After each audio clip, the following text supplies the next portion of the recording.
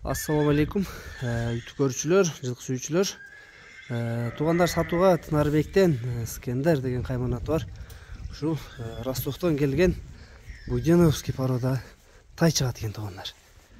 Азыр Тынардан маалыматын алып беребиз. Тайды бир көрсөтөлү. Тынарбек, тайың боюнча бир айтчы. Скендер деп калдың, Скендерге аябай окшош формалары деп. Тай Ростовдон келген. Азыр 9 айдан 10 айга өтүп атат да. 9 айдан 10 айга өтүп атат. Бою канча чыгат? Бою 1.51 чыгат.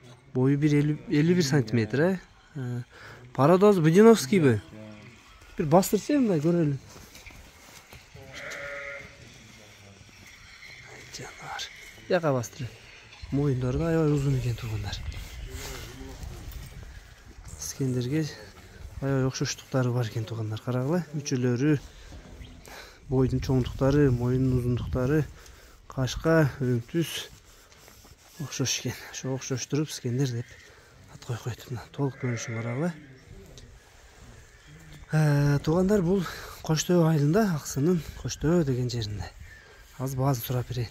Тынарбек, Скендердин баазын канчага коебуз эми? Баазы $2700. $2700. Кем болобу? Кем болот. Мындай болчу, көкүрөктөрүн көрсөтүп коелу. Машалла, көкүрөктөрүн карагыла, алып турушун. Көкүрөк дагы кеңир экен.